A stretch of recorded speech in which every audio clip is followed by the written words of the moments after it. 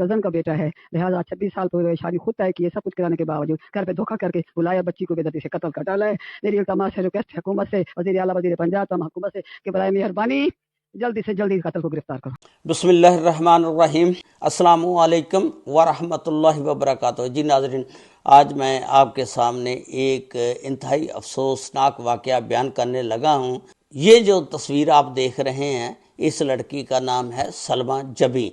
12 दिसंबर को इसकी शादी थी। 11 दिसंबर को मेहंदी वाली रात इसको मार दिया जाता है।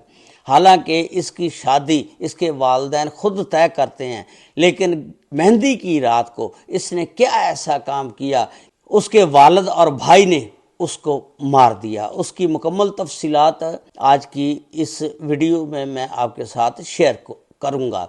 और आखिर में जिस बंदे के साथ शादी थी, कासम नामी आदमी के साथ, जब उसको इस बात का पता चला, वो सदमे से बेहोश हो गया। उसकी बात भी आखिर में मैं आपको सुनवाऊंगा। ये जो वाक़या है बहावलपुर में अहमदपुर शर्किया का इलाका है, वहाँ बस्ती सुखेल, वहाँ का ये वाक़या है। वहाँ पर एक फैमिली का सरबराह है जिसका नाम है तालिब हुसैन। तालिब हुसैन की बीवी का नाम है आसमा। अल्लाह ताला ने इनको 3 बच्चे दिए हुए थे। एक जीशान बेटा, दूसरे नंबर पर आमना बेटी, तीसरे नंबर पर ये सलमा जबी। सलमा जबी जब पैदा हुई तो इसकी खाला जो थी उसका नाम था अमीर माई। अमीर माई के यहाँ औलाद नहीं थी।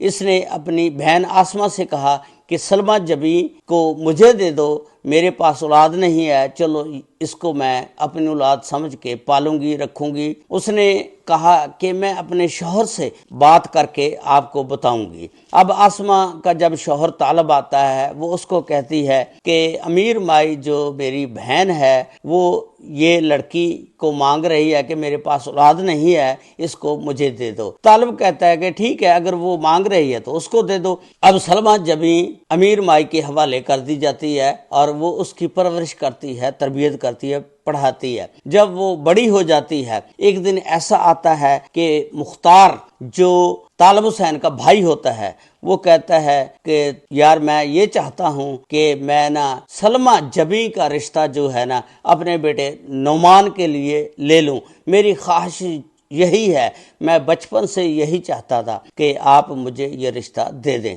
तालिब हुसैन आगे से कहता है कि यार आप मेरे भाई हैं, मैं आपको इनकार नहीं कर सकता, और मुस्कुरा देता है कि ठीक है यार, अगर आप चाहते हैं तो मैं आपको रिश्ता दे देता हूँ, मेरी तरफ से हाँ है। ये बात करके दोनों चले गए। तालिब घर आता है, आकर अपनी बेगम से कहता है, आसमा से, कि मैं ना अपने भाई से सलमा के रिश्ते की बात पक्की करके आ गया हूँ, उसको हाँ कर दी है। नौमान अच्छा लड़का है। अब आसमा भी कहती है ठीक है, नौमान वैसे अच्छा है, उसका किरदार जो है ठीक है, आपने ठीक फैसला किया। अब दोनों बैठे हैं, बातें करते हैं, कहते हैं कि चलें अब हम अमीर माई और सलमा को भी ये खुशखबरी सुना के आते हैं। अब ये दोनों अमीर माई के घर जाते हैं। जब जाते हैं तो अमीर माई और सलमा दोनों बैठी होती हैं और उनसे कहते हैं कि हम आपको एक खुशखबरी सुनाने आए हैं, हमने सलमा का रिश्ता जो है ना नौमान के साथ तय कर दिया है। सलमा आगे से कहती है, बाबा जी आपने क्या किया, आपने मुझे नहीं पूछा, मैं तो नौमान से शादी नहीं कराऊंगी, मैं तो कासम नामी आदमी को पसंद करती हूँ जो मामा की अमीर माई की फैमिली से है, मैं उससे शादी करवाऊंगी। उससे उसकी मुलाकात एक शादी के मौका पर हुई थी और उन्होंने आपस में फ़ोन का तबादला भी कर लिया था और 7 साल से एक दूसरे के साथ तल्लुकात फ़ोन के ज़रिए कायम किए हुए थे। अब जब ये बात तालिब ने सुनी तो तालिब हक्का बक्का रह गया। वो अमीर माई को कहता है कि हमने बच्ची इसलिए आपको दी थी कि ये हमारे आगे फर फर बोले, इसकी तरबियत आपने कैसे की है। माँ अमीर माई कहती है कि आप खामोश हो जाओ, ना ज्यादा बोलो, ये कासम कौन है जो बीच में आ गया है। अब सलमा कहती है कि ये कासम जो है अमीर माई को भी आज ही पता लगा है, मामा को नहीं पता, ये इनके मेके में से है। جو حیدرآباد سندھ میں رہتا ہے، قاسم اس کا نام ہے۔ خیر وہ والد جو ہے طالب کہتا ہے کہ میں نے جو فیصلہ سنا دیا ہے وہ میرا اٹل ہے۔ وہ آسمہ اور طالب اپنے گھر واپس چلے جاتے ہیں۔ اب سلمہ اپنی والدہ امیر مائی کو کہتی ہے کہ آپ مما کو کہیں کہ ایک دفعہ قاسم کی فیملی سے مل تو لیں، قاسم کو دیکھ لیں، اگر پسند نہ آیا تو انکار کر دینا۔ اب امیر مائی جو ہے آسمہ کو کہتی ہے، اپنی بہن کو، کہ آپ اپنے شوہر کو کہو کہ ایک دفعہ قاسم کی فیملی سے مل تو لو نا، اگر پسند نہ آیا تو انکار کر دینا یا کوئی نقص نکال دینا بہانہ بنا کر۔ اب اس نے طالب سے بات کی کہ اگر یہ بیٹی جو ہے ہماری بھاگ گئی یا اس نے خودکشی کر لی، کوئی بڑا مسئلہ ہو جائے گا، برادری میں بےعزتی ہوگی، اس سے بہتر ہے کہ اس کی خوشی کے لیے ایک دفعہ قاسم کی فیملی سے مل لو، اس کے بعد اس میں کوئی نقص نکال دینا، انکار ہی کر دینا، سلمہ بھی راضی ہو جائے گی۔ طالب نے کہا کہ ٹھیک ہے، ان کو بلا لو۔ اب سلمہ جو ہے فون کرتی ہے قاسم کو حیدرآباد میں کہ آپ اپنی فیملی کو لے کر ابو کے گھر آ جاؤ، ابو اب مان گئے ہیں رشتے کے لیے۔ جب وہ فیملی قاسم کی طالب کے گھر بستی سکھیل میں آتے ہیں اور ملاقات کرتے ہیں تو لڑکا جو ہے بہت خوبصورت ہوتا ہے، اچھا ہوتا ہے، وہ پسند آ جاتا ہے اور اس کا کاروبار بھی بڑا زبردست ہوتا ہے، مالی طور پر بھی سٹرونگ ہوتے ہیں۔ اب ان کے پاس کوئی بہانہ نہیں تھا انکاری کے لیے۔ اب انہوں نے آپس میں مشورہ کیا کہ یار ہم نے اپنی بچی کو خوش رکھنا ہے نا، سارا کچھ ٹھیک ہے، ہاں کر دو۔ طالب نے نا ہاں کر دی۔ لو جی شادی کے لیے دن پکے کر دیے جاتے ہیں، 11 دسمبر کو مہندی، 12 دسمبر کو برات، 13 دسمبر کو ولیمہ۔ اب اس بات کا جب مختار کو پتہ چلتا ہے کہ دن رکھ دیے جاتے ہیں، اب مختار جو ہے نا وہ اپنے بھائی طالب کو کہتا ہے یار تو مرد ہی نہیں ہے، کیسا تو مرد ہے جو بیٹی کو نہیں سنبھال سکا، بیٹی کسی اور کے ساتھ عشق لڑا رہی ہے، یعنی اس کو تیش دلاتا ہے، جوش دلاتا ہے، غصہ دلاتا ہے۔ وہ بڑا غصہ کرتا ہے طالب دل ہی دل میں کہ یہ میری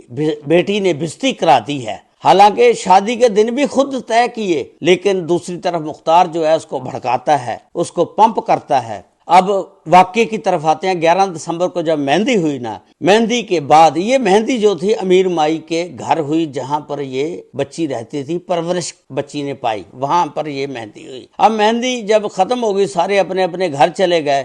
یہ رات کو باپ اور بیٹا کہنے لگتے ہیں کہ چلو اب اپنے گھر چلتے ہیں، برات کا جو فنکشن ہے وہ اپنے گھر میں کریں گے۔ سلمہ کہتی ہے کہ یہ بھی اپنا ہی گھر ہے، یہاں سے برات کر لیں گے، کوئی بات نہیں۔ والد کہتا ہے کہ آپ بڑی تیز ہیں، ایک فنکشن ادھر ہو گیا، دوسرا فنکشن اپنے گھر میں کرنا ہے، چلو میرے ساتھ۔ امیر مائی کہتی ہے کہ ٹھیک ہے بیٹا، آپ کے والد صاحب صحیح کہتے ہیں، کوئی بات نہیں، اگر مہندی ادھر ہو گئی تو برات ادھر سے دوسرا فنکشن کر لیتے ہیں۔ یہ نا سلمہ رات کو اپنے والد اور بھائی کے ساتھ جب رات کے اندھیرے میں نکلتی ہے، وہ اس کو کھیتوں میں لے جا کر اس کو فائر مار دیتے ہیں اور مار کر وہاں پھینک دیتے ہیں، کیونکہ وہ مختار نے اس کو پمپ کیا تھا غصے کی وجہ سے۔